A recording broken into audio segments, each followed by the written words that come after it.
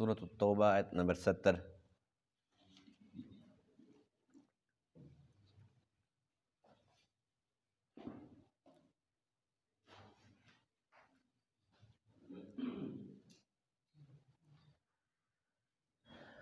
اعوذ باللہ من الشیطان الرجیم،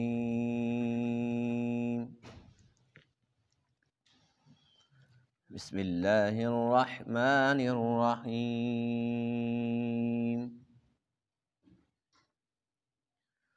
والمؤمنون والمؤمنات بعضهم أولياء بعض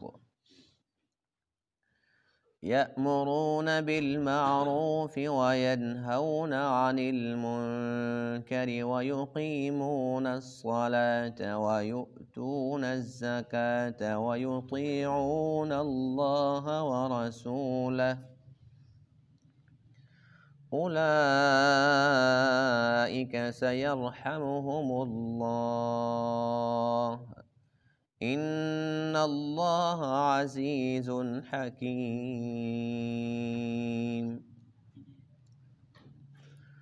وعد الله المؤمنين والمؤمنات جنات تجري من تحتها الأنهار خالدين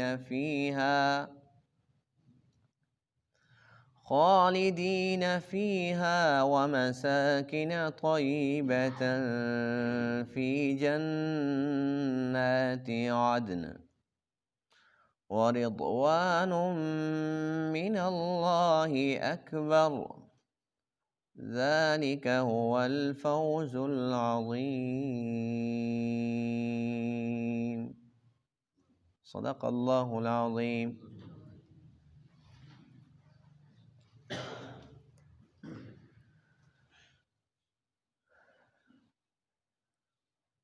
آج کے درس میں آیت کریمہ کے اندر ایمان والوں کی اعلیٰ صفات کا تذکرہ ہے۔ کل کے درس میں منافقین کا ذکر تھا۔ منافقین کی علامات میں سے ایک یہ تھی کہ وہ لوگ بری باتوں کا حکم کرتے ہیں، اچھی باتوں سے منع کرتے ہیں۔ اس کے بالکل برعکس جو ایمان والے ہیں وہ اچھی باتوں کا حکم کرتے ہیں اور بری باتوں سے منع کرتے ہیں۔ منافقین کی صفت یہ ہے کہ وہ نماز پڑھتے بھی ہیں تو نماز میں سستی کرتے ہیں، الا وہم کسالا، نماز کے لیے آتے ہیں تو سست۔ لیکن جو ایمان والے ہیں وہ نماز کو صرف پڑھتے نہیں ہیں، قائم کرتے ہیں، اس کا اہتمام بجا لاتے ہیں، یعنی کہ اللہ کی محبت میں خوشی خوشی نماز پڑھتے ہیں۔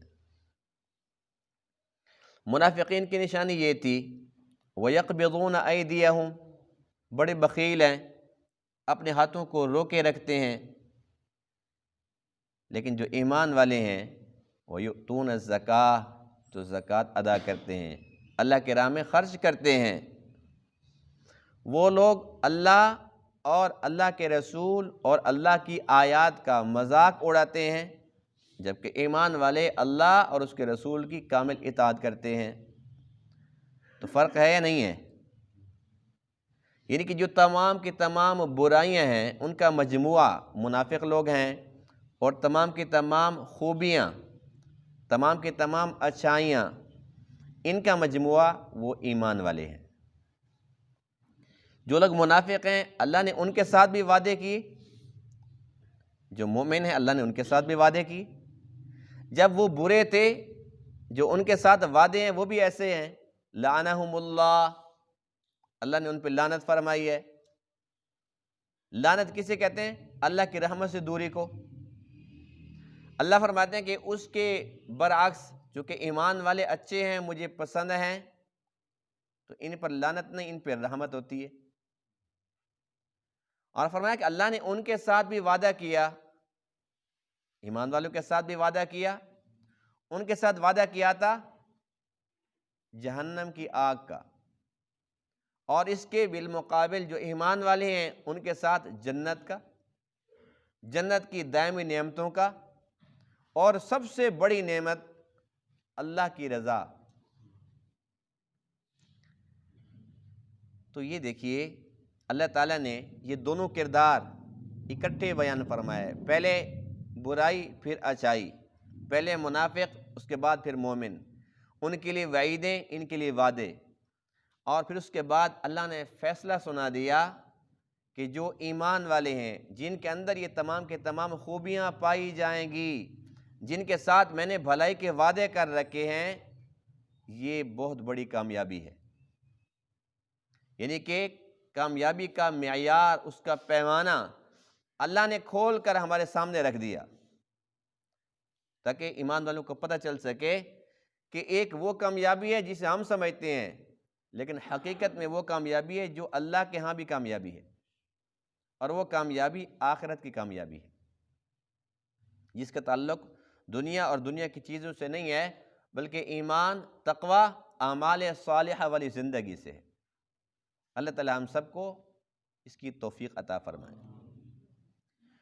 والمؤمنون، اور ایمان والے مرد، والمؤمنات، اور ایمان والی عورتیں، بعضهم اولیاء بعض، ان میں سے بعض کے دوست ہیں، یأمرون بالمعروف، یہ حکم کرتے ہیں بھلائی کا، وینہون عن المنکر، اور یہ روکتے ہیں برائی سے، ویقیمون الصلاۃ، اور نماز قائم کرتے ہیں، ویؤتون الزکاۃ، زکوٰۃ ادا کرتے ہیں، ویطیعون اللہ ورسولہ، اور اللہ اور اس کے رسول کی اطاعت کرتے ہیں، اولئک، یہی وہ لوگ ہیں، سیرحمہم اللہ، یقیناً اللہ ان پہ رحم فرمائے گا، ان اللہ عزیز حکیم، بے شک اللہ تعالیٰ غالب حکمتوں والا ہے۔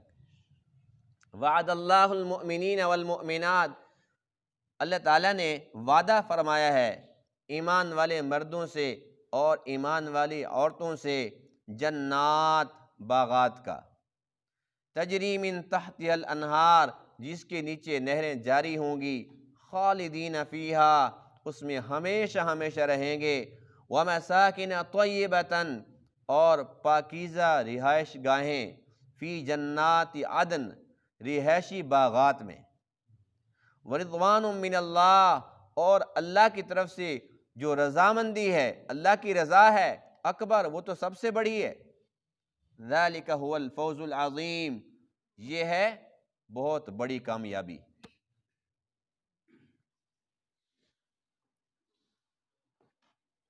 ایمان والوں کی پہلی صفت یہ ہے، بعضهم اولیاء بعض، کہ یہ آپس میں دوست ہوتے ہیں، جو ایمان والے ہوتے ہیں آپس کے اندر دوست ہوتے ہیں۔ دوست، اس کا مطلب سمجھتے ہیں نا؟ دوست وہ ہوتا ہے جو دوست کو اچھا مشورہ دیتا ہے، دوست وہ ہوتا ہے جو دوست کا بھلا، اس کی خیر خواہی چاہتا ہے، دوست وہ ہوتا ہے جو دوست کے کام آتا ہے۔ تو اللہ فرماتے ہیں کہ جو ایمان والے ہیں وہ سب آپس کے اندر ایسے ہیں جیسے کوئی دوست ہو، یعنی کہ جو آپس میں دوست ہیں، جو آپس کے اندر محبت کرتے ہیں، دوست بن کے رہتے ہیں، اللہ کو یہ لوگ پسند ہیں۔ اب یہ جو آخری میں وعدہ ہے نا، یہ جنات کا وعدہ ہے اور اللہ کی رضا کا، یہ ان کے ساتھ ہے جن کے اندر یہ تمام کے تمام خوبیاں پائی جائیں گی۔ اب یہ پہلی خوبی ہے کہ آپس کے اندر دوست بن کر رہو، آپس کے اندر محبتیں کرو۔ اب اگر یہ صفت ہمارے اندر ہے تو پھر انشاءاللہ جو وعدے ہیں وہ ہمارے لیے ہیں۔ اگر ہمارے اندر یہ صفت نہیں ہے، ہم تو آپس کے اندر دوست کیا دشمن بن کے رہتے ہیں، ہے تو ہمارا بھائی، ہے تو مسلمان، ہے تو مومن، لیکن اس کا نفع ہمیں برا لگتا ہے، اس کا ہنسنا ہمیں برداشت نہیں ہوتا، اس کی خوشی پر ہمیں تکلیف ہوتی ہے، تو اس کا مطلب یہ ہوا کہ ہمارے اندر پہلی شرطی غیب، جو پہلی خوبی تھی جو اللہ کو پسند تھی، وہی ختم ہو گئی۔ تو اس لیے اعلیٰ ظرفی کا ثبوت دینا چاہیے۔ دیکھیے کسی بندے کے حسد سے دوسرے بندے کا نہ مال کم ہو سکتا ہے، نہ اس کا حسن کم ہو سکتا ہے، نہ اس کی آواز کم ہو سکتی ہے، نہ اس کی خوبیاں کم ہو سکتی ہیں، یہ تو اللہ نے اس کو دی ہیں۔ ساری دنیا مل کر حسد کرنا شروع کر دے تو کیا ہوگا؟ حاسد خود حسد کی آگ میں جلتا رہے گا اور اپنی نیکیوں کا بیڑا غرق کرتا رہے گا، اس کو کچھ بھی نہیں بگاڑ سکتا، اس لیے کہ اللہ نے سب کو نوازا نا۔ اگر ایک بندے کو اللہ نے خوبصورت بنا دیا، ہم کہتے ہیں دیکھو جی یہ تو بڑا خوبصورت ہے، یہ تو بڑا اتراتا ہے، اسے پتہ بھی نہیں ہے۔ کوئی بندہ ہے وہ بڑا مالدار ہے، ہم اس کے مال کے اوپر ہم نظریں جما کے بیٹھے ہوئے ہیں، حسد کی آگ میں جل رہے ہیں، بھئی اس کو ہم نے دیا ہے، اللہ نے دیا ہے۔ اس لیے اللہ سے انسان مانگ تو سکتے یا اللہ مجھے بھی دے دے، یہ حسد نہیں ہے۔ اس کو کیوں دیا؟ یہ حسد ہے۔ تو اس لیے جب ہمارے جلنے سے ہمارا ہی نقصان ہے اور اس کا ہم کچھ بھی نہیں بگاڑ سکتے، پھر جلتے کیوں ہیں؟ اپنی آخرت کیوں خراب کرتے ہیں؟ اس لیے کھلے دل سے تسلیم کریں کہ یا اللہ جس حال میں تو نے اس کو رکھا، مجھے رکھا، ہم خوش ہیں۔ اور اللہ تعالیٰ اس سے بھی زیادہ مجھے خوبیاں دے سکتا تھا، لیکن اللہ کو یہ منظور تھا کہ بس اتنی کافی ہیں تو بس ٹھیک ہے، باقی آخرت میں، آخرت تو ہے ہی نا، کون سا کوئی یہ بس یہ حرف آخر ہے کہ اس کا آگے کچھ نہیں ہے۔ یہ تو ایک تھوڑے لمحوں کے لیے، چند گھڑیوں کے لیے، تھوڑے وقت کے لیے، تھوڑے عرصے کے لیے، ہمیشہ کے لیے تو نہیں ہے سارا کچھ۔ ہو سکتا ہے اللہ نے یہاں پر جس کو امیر بنایا وہاں پر اس کو اللہ غریب رکھنا چاہتا ہو سکتا ہے اللہ نے جس کو یہاں پر غریب رکھا وہاں اس کو امیر بنانا چاہتا ہو۔ اور اصل تو آخرت ہے، اگر وہاں کوئی امیر ہے یعنی کہ اس کی جنت بہت بڑی ہے، درجہ اس کا بہت بلند ہے، تو یہ اصل امیر ہے نا۔ بہرحال پہلی صفت یہ ہے بعضہم اولیاء بعض، کہ وہ آپس میں ایک دوسرے کے دوست ہوتے ہیں۔ اللہ میں توفیق دے کہ ہم سب آپس کے اندر بھائی بھائی بن کر رہیں۔ دوسری خوبی یہ ہے یأمرون بالمعروف وینہون عن المنکر، امر بالمعروف اور نہی عن المنکر یہ بہت اعلیٰ عمل ہے، یہ بہت بڑا عمل ہے۔ کتنا بڑا عمل ہے؟ اس عمل کے ساتھ اللہ نے ہمیں بہت بڑا میدان دے دیا ہے۔ ہمارے پر کتنی نمازیں فرض ہیں جی؟ 5 ہی ہیں نا، شکر ہے سب کو پتہ ہے 5 نمازیں فرض ہیں۔ تو ہم ہر روز کتنی نمازیں پڑھتے ہیں جی؟ 5 ہی پڑھتے ہیں بھائی، 5 پڑھتے ہیں تو ثواب کتنوں کا ملتا ہے؟ 5 ہی کا ملتا ہے نا۔ 10 گنا تو ہے لیکن 5 کا ہی ثواب ملتا ہے نا۔ اگر ہم چاہیں کہ ہمیں 10 نمازوں کا ثواب ملے ہر روز، 5 کا نہیں 10 کا ملے، تو ہمارے پاس ہے امر بالمعروف اور نہی عن المنکر۔ ایک بے نمازی کو نماز پر لے آؤ، اس کا نمازی بنا دو، اپنا بھی ثواب تمہارا پکا، اس کا بھی پکا۔ ہم کہتے ہیں نہیں جی 10 نہیں 20، تو کوئی ٹینشن نہیں ہے، کھلا میدان ہے، آؤ کرو محنت، 2 اور بندے پکڑو جو بے نمازی ہیں ان کو لے آؤ نماز پر۔ تو یہ امر بالمعروف اور نہی عن المنکر یہ اللہ نے بہت بڑا اعزاز دیا ہمیں، اور ہمیں بڑا موقع دیا کہ کھلا میدان ہے، آؤ بناؤ اپنی آخرت۔ تم چاہتے ہو کہ ایک روزہ نہیں ہر روز کے 10 روزے ملیں، ہر روز کے 50 ملے، تو آؤ 50 بندوں کو پکڑ کے لے آؤ جو روزے نہیں رکھتے، رکھواؤ ان سے روزے، انہیں ترغیب دو۔ تو یہ ہمارے پاس ایک بہترین ہتھیار ہے اگر ہم اس کو استعمال کرنے والے بن جائیں۔ تو اس طریقے سے ہم جتنی نیکیاں ہر روز کرتے ہیں ہم ان سے کئی گنا اس کو بڑھا سکتے ہیں۔ اگر دنیا کا ایسا کوئی فارمولہ مل جاتا نا کہ ہم ہر روز جو کماتے ہیں وہ 500 ہے، ایسا فارمولہ مل جاتا کہ وہ 1000 بن جاتا یا وہ 2000 بن جاتا، تو ہم اس پر بڑا کوشش کرتے، بڑی محنت کرتے کہ یار یہ بڑا پیارا فارمولہ ہے۔ حقیقت یہ ہے کہ کسی کے پاس یہ فارمولہ آ بھی جائے تو اس کی اتنی وقت اور ویلیو نہیں ہے جتنی کہ امر بالمعروف اور نہی عن المنکر سے ہم کسی بندے کو نیکی پر آمادہ کر لیتے ہیں۔ اس لیے کہ جو کچھ ہم یہاں پر جمع کریں گے وہ سب کچھ فنا ہونے والا ہے۔ ما عندکم ینفد، جو تمہارے پاس ہے وہ ختم ہونے والا ہے، وما عند اللہ باق، اور جو اللہ کے پاس ہے وہ باقی رہنے والا ہے۔ دنیا کی چیزیں ختم، اور جو آخرت کے لیے محنت کی تھی وہ ہمیشہ کے لیے محفوظ ہو گئی۔ تو یہ اس امت کی خوبی ہے، امر بالمعروف اور نہی عن المنکر۔ لیکن افسوس کی بات یہ ہے کہ یہاں پر بھی ہم فیل ہو گئے۔ ہم نے تو اچھی باتوں کا حکم کرنا تھا۔ جو بندہ خود حکم کرتا ہے تو تو کیا ممکن ہے کہ وہ خود اس پہ عمل نہ کرتا ہو؟ جب نماز کے لیے ہم کسی کو حکم دیں گے او بھائی نماز پڑھو، تو یہ ممکن ہے کہ مومن اور خود نماز نہ پڑھتا ہو؟ اور جہاں ہم نے برائیوں سے منع کرنا تھا، ہمارا حال تو یہ ہے، کوئی ہمیں کہتا ہے جی وہ ایک نئی فلم ہے، آپ کو پتہ چلا ہے؟ تو ہم کہتے ہیں یہ تو میں 20 سال پہلے دیکھی تھی، یہ تو بہت پرانی ہے، تو یہ آج پتہ چلا ہے؟ برائیوں سے منع کرنا تھا، لیکن ہم کیا کہتے ہیں؟ اس کی دعوت دیتے ہیں۔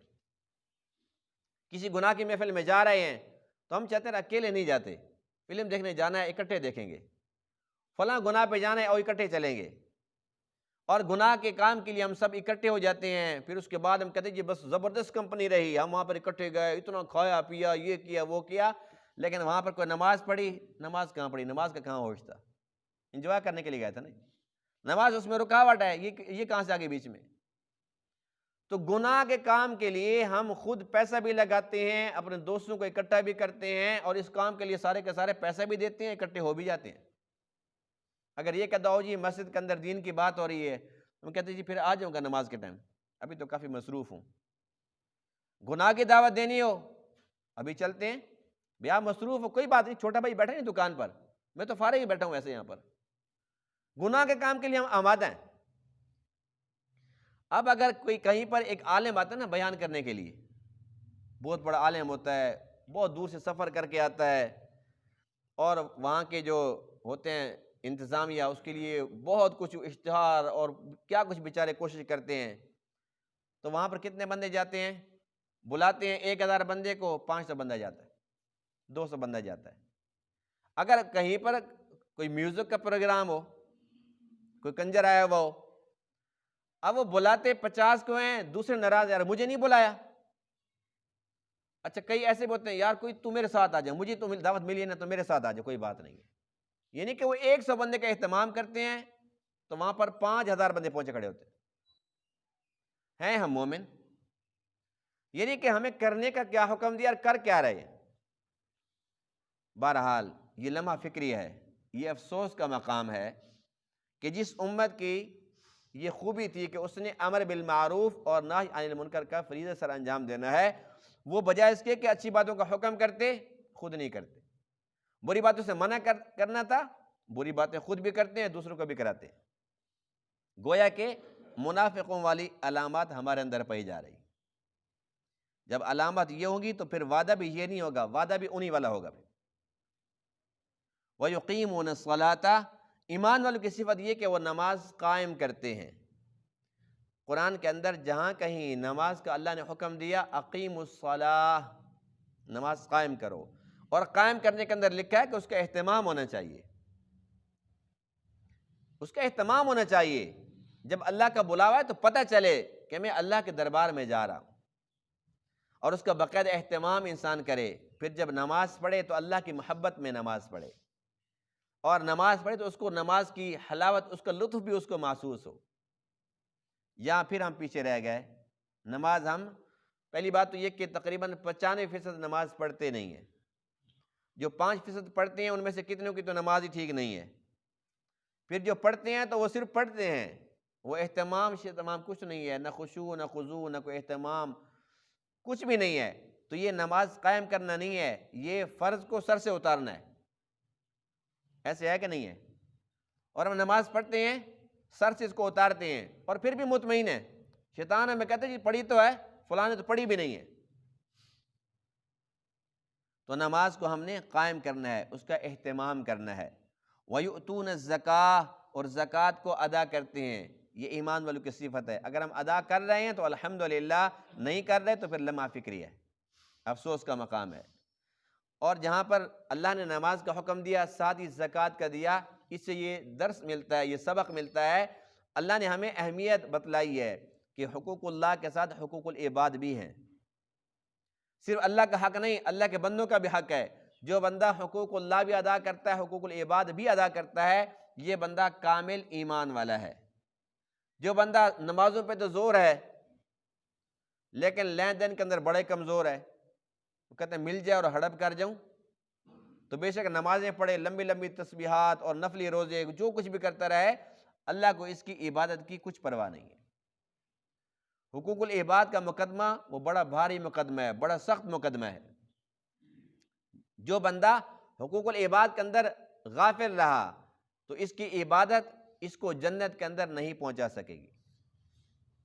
اللہ کا حق بالکل ہے، کوئی شک والی بات نہیں ہے، لیکن یاد رکھیے کہ وہ پھر بھی صمد ہے، بے نیاز ہے، وہ اپنے حق فوراً معاف کر سکتا ہے اور اس سے کوئی بھی پوچھنے والا نہیں ہے۔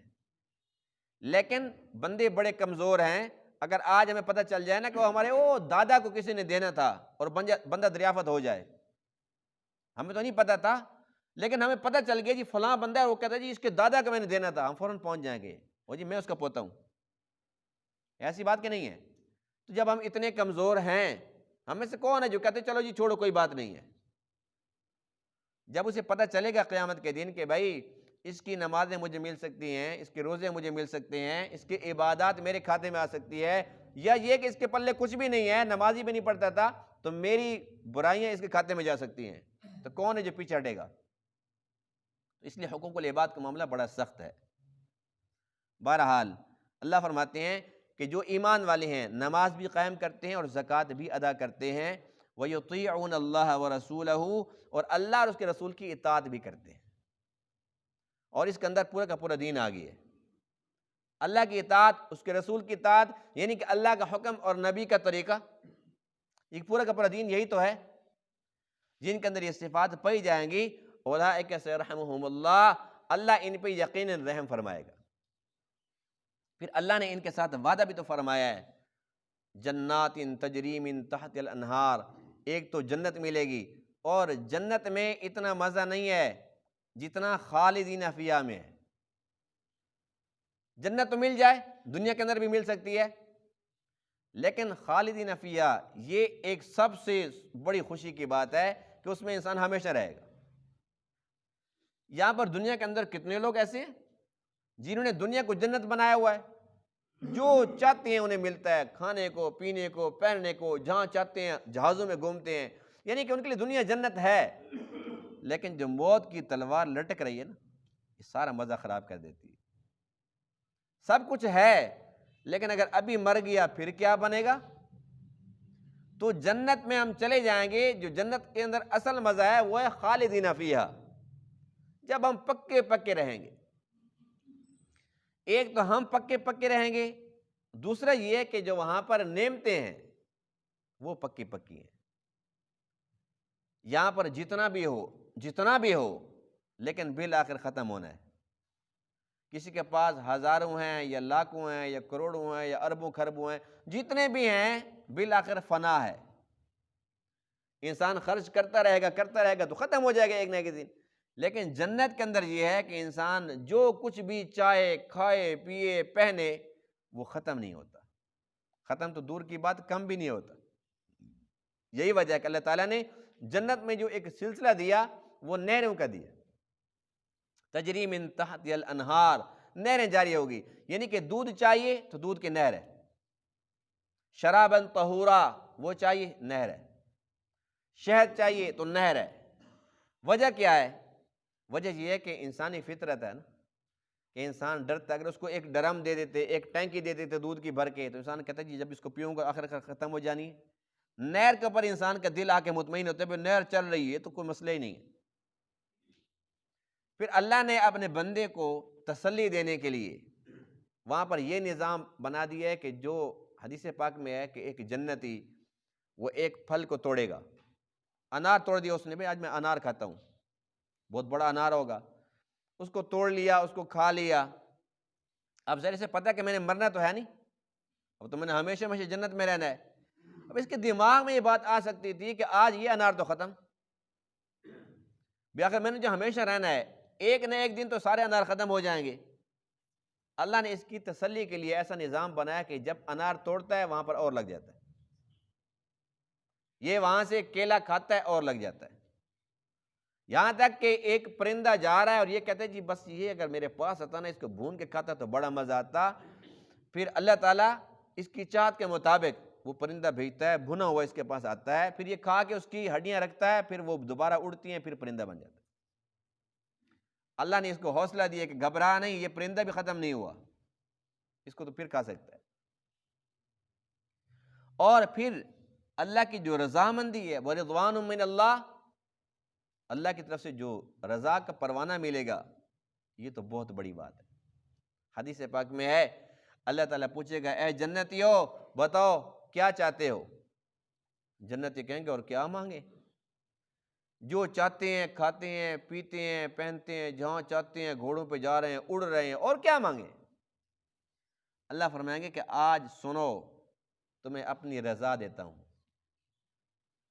جنتی بڑے خوش ہوں گے، اور جب اللہ فرمائیں گے نا کہ آج تمہیں اپنی رضا دیتا ہوں، اس پر خوشی تو ہوگی، اس سے خوشی زیادہ اس وقت ہوگی جب اللہ فرمائیں گے کہ اگلی بات سنو کہ آج کے بعد کبھی ناراض نہیں ہوگا۔ اللہ راضی تو ہو گیا، یہ تو ڈر تھا نا کبھی پھر ناراض نہ ہو جائے، لیکن جب اللہ فرماتے ہیں نا کہ میں راضی ہو گیا اور اب کبھی ناراض نہیں ہوگا، اس وقت کی جو خوشی ہوگی جنتیوں کی، اس کا کوئی ٹھکانہ نہیں۔ تو اللہ کے وعدے کتنے پیارے ہیں یا نہیں ہیں؟ اس کے لیے تھوڑی سی تکلیف ہے، تھوڑی سی محنت ہے۔ تکلیف بھی کیا ہے؟ تھوڑی سی محنت ہے، انسان اپنا ذہن بنا لے کہ جی بس میں نے یہ خوبی اپنے اندر لانی ہے، یہ صفات میں نے اپنانی ہے، بس ایک عزم کر لے۔ انسان تو اتنا کمزور ہے، عزم کرے بھی لے تو نہیں کر سکتا جب تک اللہ توفیق نہ دے۔ توفیق بھی اللہ دیتا ہے، قبول بھی اللہ کرتا ہے، نوازتا بھی وہ ہے۔ ہم نے کیا کیا؟ ایک خالی نیت ہی تو کی ہے، کیا ہم یہ بھی نہیں کر سکتے؟ اور سب سے اہم ترین بات وہ یہ ہے کہ اللہ کے سارے وعدے ادھار کے ہیں یا نہیں ہیں؟ بس یہ اصل امتحان ہے، اصل امتحان یہی ہے۔ اللہ کے سارے وعدے ادھار کے ہیں، نقد کا کچھ بھی نہیں ہے، سارا معاملہ ادھار کا ہے۔ ایسا نہیں ہے کہ ہم نماز پڑھنے کے لیے آئیں گے، بڑی محنت ہے نا، بستر چھوڑنا فجر کی نماز کے لیے، ٹھنڈے پانی سے وضو کرنا، اپنے بستر کو چھوڑنا، نیند آرام قربان کرنا، پھر اللہ کے گھر میں آنا، مشکل تو ہے۔ ایسا نہیں ہے کہ ہم جب نماز پڑھنے آئے تھے تو ہماری جیب خالی تھی، جب واپس گئے تو 50 کا نوٹ جیب میں آ جائے، ایسا نہیں ہے۔ جیسے آئے تھے ویسے گئے، یعنی کہ دنیا کی چیزیں ہمیں نہیں ملے گی، فی الفور اور نقد نفع نہیں ہے۔ بس یہ بتا دیا کہ اس پر جو وعدہ ہے نا وہ آخرت کا ہے، یہ جو تم نے محنت کی ہے نا اس کو میں نے ضائع نہیں کرنا، دوں گا۔ اور اللہ کتنا دے گا؟ اگر اللہ تعالیٰ پردے کھول دے، اگر ہمیں ایک نماز کا ثواب دکھا دے، ہم خوشی سے مر جائیں گے۔ ایک نماز کا اتنا ثواب ہے اور ہم کب سے پڑھ رہے ہیں، ہر روز پڑھتے ہیں، اتنا درجہ، اتنا مقام۔ بات یہ ہے اللہ دکھاتا نہیں ہے، اور یہی سب سے بڑا امتحان ہے۔ اللہ دیکھتا ہے کہ میرے بندے میرے وعدوں کو مانتے بھی ہیں کہ نہیں، میرے پر یقین کرتے بھی ہیں کہ نہیں کرتے۔ ہم ہیں ظاہری نفع پر مر مٹنے والے۔ اب ایک بندہ وہ بہت دور جاتا ہے، میں چھوٹی سی مثال دے رہا ہوں، کہیں پر اس کی ملازمت ہے، بڑی اس نے پڑھائیاں کی، بڑی اس نے محنت کی، بالآخر اس کی نوکری لگ گئی۔ وہ تقریباً 30-40 کلومیٹر دور ہر روز جاتے سفر کر کے، سردی بھی ہوتی ہے۔ اب جب وہ جا رہا ہو اور ہم اس کے آگے ہو جائیں راستے میں، او بھائی تو بڑی تکلیف میں ہے، اتنی محنت، اتنی مشقت، اتنا دور سردی میں جائے گا، موٹر سائیکل پہ تو مر جائے گا۔ بس ہم کوشش کرتے ہیں تیری نوکری ختم کرا دیتے ہیں۔ وہ آگے سے کیا جواب دے گا؟ تو میرا خیر خواہ کہ میرا دشمن؟ کیا کہے گا؟ کیا کہے گا وہ؟ کہ تم میرے دشمن ہو، یہ کہے گا نا، کہ گا آگے تم بڑا میرے خیر خواہ، سردی لگتی ہے تو تجھے کیا تکلیف ہے؟ سردی مجھے لگ رہی، تکلیف تجھے ہو رہی ہے کہ تم میرے دشمن ہو۔ وجہ کیا ہے؟ وہ کہتے ہیں بھائی 30 دن کے بعد جب یکم ہوتی ہے نا مجھے تنخواہ ملتی ہے، ساری سردی ختم، ساری تکلیف ختم، تنخواہ نہیں ملتی مجھے، ہر مہینے اس کو ملتا ہے، یہ نفع ہے ظاہری، نقد نفع ہے۔ اس کے لیے اس کو سردی گرمی کی کوئی پرواہ نہیں ہے، سفر کی اسے کوئی تکلیف محسوس نہیں ہوتی، اسے پتہ ہے کہ بس صرف 30 دن ہے، اس کے بعد پھر مزے، پھر وہ کھاؤں گا پیوں گا، پھر 30 دن پھر مزے۔ اسی طریقے سے ایک عورت ہے، اس کے بچے نہیں ہیں، دوسری مثال دے رہا ہوں، جس عورت کے بچے نہیں ہیں، شادی کو 10 سال ہو گئے، 15 سال ہو گئے، کوئی بندہ اس کے پاس جائے، اسے کہے کہ تو اللہ کا شکر ادا کر تیرے بچے نہیں ہیں۔ بچے ہوتے ہیں نا پھر وہ ظاہر سی بات ہے گند کرتے، تجھے گھر صاف کرنا پڑتا، پھر ان کے کپڑے، پھر تیرے وہ بستر کو گیلے کر دیتے. شکر کر تیرے بچے نہیں، اللہ کہ تیرے بچے ہوں ہی نہیں. وہ ہوتے تو پھر بیمار ہو جاتے. جو تمہارے گھر میں انکم ہے نا ساری بیماریوں پر لگ جاتی. اللہ کا شکر ادا کر، میری تو دعا لگے تیرے بچے نہ ہوں. شکریہ ادا کرے گی نا وہ؟ جی کیا کہے گی؟ بھئی تو میرا دشمن ہے، تو شرم نہیں آتی؟ اللہ کہے تو مر جائے، یہ دعا کے بد دعا ہے میرے لیے. اب بتاؤ کہ اس کو بچے میں کیا دلچسپی ہے؟ ایک ہی ہے کہ میرے بچے ہوں گے، پھر جب میں بوڑھی ہو جاؤں گی، پھر وہ جوان ہو جائیں گے تو میرا سہارا بنیں گے، میں مر جاؤں گی تو میرا نام ہوگا، میری جائیداد کے وہ وارث اور مالک بنیں گے. یہی ہے نا؟ یعنی کہ اس کو یہ نفع نظر آ رہا ہے، بے شک اس کے بچے نافرمان ہوں. جیسے آج کل کا دور ہے کہ آج کل تو ماؤں کو باپ کو گالیاں دے رہے ہیں لوگ. ایسی بات یہ نہیں ہے. قیامت سے پہلے قیامت ہے، ماں باپ کو گالیاں بکتے ہیں، گھر سے نکالتے ہیں. ایسے بدبخت بھی ہیں اپنی ماں پہ اپنے باپ پہ ہاتھ اٹھاتے ہیں. اور اخباروں میں ٹی وی پر آپ نے خبریں دیکھی ہوں گی، سنی ہوگی کہ جی فلاں نے باپ کو قتل کر دیا، فلاں نے ماں کو قتل کر دیا، ماں نے بیٹے کو قتل کر دیا. حالات تو یہاں تک پہنچ چکے ہیں. لیکن بہرحال عرض میں یہ کر رہا تھا کہ دیکھو ایک امید پر، ظاہری نفع پر، کہ بھئی ہو سکتا ہے کہ یہ بچہ بڑا ہو جائے، میرا فرمانبردار بن جائے، وہ بنے یا نہ بنے، ایک امید ہے اس کے لیے. اس کو بچہ چاہیے. وہ کہتی ہے میری تکلیف نہیں ہے، میرا بستر گیلا ہوگا تو کوئی بات نہیں ہے، میں اس کو دھو لوں گی، اس کے کپڑے خراب ہو گئے تو میں اس کو دھو لوں گی. یعنی کہ ساری تکلیفیں، وہ بچہ بیمار ہوگا تو کوئی بات نہیں، میں علاج پر پیسے لگا دوں گی. یہ سارا کام کرنے کے لیے کیوں تیار ہے؟ کہ کل کو پھر مجھے نفع ملے گا. تو انسان مہینے بعد یا چند سالوں بعد کے نفع کے لیے اپنی تکلیف برداشت کرتا ہے، اس تکلیف کو تکلیف نہیں سمجھتا. لیکن جب اللہ کا امر آتا ہے، جب اللہ کا حکم آتا ہے کہ بھئی نماز پڑھ لے، روزہ رکھ لے، گرمیوں کا روزہ ہے، بھوک تو لگے گی، پیاس تو لگے گی، لیکن اس بھوک پیاس کے برداشت کرنے پر جو میں نے جنت کے اندر تیرا مقام بنا دیا ہے نا، جب وہ ملے گا تیری ساری تھکاوٹ دور ہو جائے گی. لیکن یہ جو کہ اللہ کا وعدہ ادھار کا ہے، دنیا میں فی الفور نہیں ملتا، ہمیں اس پہ یقین نہیں آتا. اللہ تعالیٰ بار بار ہمیں سمجھا رہا ہے وَمَنْ أَصْدَقُ مِنَ اللَّهِ قِيلًا، اللہ سے زیادہ سچی بات کس کی ہو سکتی ہے؟ وَمَنْ أَصْدَقُ مِنَ اللَّهِ حَدِيثًا، اللہ سے زیادہ سچی بات کس کی ہو سکتی ہے؟ اللہ بتلا رہا ہے بھئی میں سچا ہوں، میرے وعدے سچے ہیں، مان لو مان لو. ہم کہتے ہیں جی بس کیسے مانیں؟ بات تو ساری ٹھیک ہے جی، لیکن ہے بڑی مشکل، کیونکہ فی الفور نہیں ہے. ہمیں کو کہتے ہیں بھئی دھوپ پہ کھڑے ہو جاؤ 1 گھنٹہ، 200 روپے دوں گا، پاؤں جل رہے ہیں، کھڑے ہوئے ہیں. کیونکہ پتہ ہے بھئی 200 کا نوٹ آئے گا تو 200 کے ساتھ میں نے یہ لینا ہے، وہ لینا ہے، یہ کھاؤں گا پیوں گا، 200 سے میرے یہ کام بن سکتے ہیں. اللہ فرماتے ہیں کہ 200 نہیں 200 ارب سے بھی زیادہ دوں گا، ایک نماز پڑھ کے تو دیکھو. لیکن چونکہ فی الفور نہیں ہے، ادھار کا ہے. اگر اللہ کے ادھار پر یقین نہیں ہے تو پھر ایمان کس چیز کا نام ہے؟ کیسا ایمان ہے ہمارا؟ تو ہم بہت کمزور ایمان والے ہیں. ہمیں چاہیے کہ اللہ کے وعدوں پر یقین رکھیں، اور ہمیں رکھنا ہوگا. اختیاری مضمون نہیں ہے، لازمی ہے. اگر یقین نہیں ہے تو پھر ہم مومن نہیں ہیں. جب یقین ہے تو پھر ہم نماز پڑھیں تو شاندار نماز پڑھیں، اللہ کی عبادت کریں تو اللہ کی محبت میں کریں، اور اس کے احسانات کو سامنے رکھیں کہ وہ خالق ہے، مالک ہے، اس کے تو اتنے احسانات ہیں. اللہ خود فرماتے ہیں وَإِن تَعُدُّوا نِعْمَةَ اللَّهِ لَا تُحْصُوهَا، اگر میری نعمتوں کو گننا بھی چاہو تو نہیں گن سکتے، اتنے اس کے احسانات ہیں. اور پھر میں نماز کے لیے کوئی ٹائم نہیں ہے.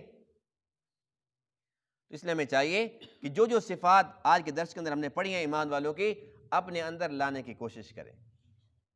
ہمارا کام ہے عزم کرنا، اور اللہ توفیق بھی دے گا انشاءاللہ، اللہ تعالیٰ قبول بھی فرمائے گا. اور اگر یہ صفات نہیں ہیں تو لمحہ فکری ہے. آج اگر منافقین کی صفات ہم پڑھتے ہیں، ہم کہتے ہیں دیکھو جی بڑے بدبخت تھے، ایسے کام کرتے تھے، اور وہی کام ہم بھی کر رہے ہوں، بس فرق یہ ہے کہ وہ منافق تھے اور مومن ہیں. نام کے ہوئے نا، تو نام کے مومن ہونے کا کوئی فائدہ نہیں ہے جب تک ہم کام کے مومن نہیں بنیں گے. کام کے بنیں گے تو انشاءاللہ اللہ فرماتے ہیں کہ ایک تو یہ کہ ساری کی ساری نعمتیں ہیں، ذالک هو الفوز العظیم، یہ سب سے بڑی کامیابی ہے. تم کامیابی دنیا کی چیزوں میں تلاش کرتے ہو، اللہ نے بتلا دیا کہ یہ صفات لے کر آؤ، بس تم کامیاب ہو گئے. کامیابی چاہیے کہ نہیں چاہیے؟ اس کے لیے ہم کوشش کریں گے کہ نہیں کریں گے؟ انشاءاللہ ہم کوشش کریں گے تو ہمیں یقین کامل ہے کہ اللہ کے وعدے چونکہ سچے ہیں، اللہ تعالیٰ ہمیں سارے کے سارے اعزازات دے گا، یقیناً دے گا۔ اللہ تعالیٰ نے تمام باتوں کو سمجھنے عمل کرنے کی توفیق عطا فرمائے۔ وآخر دعوانا الحمد للہ رب العالمین۔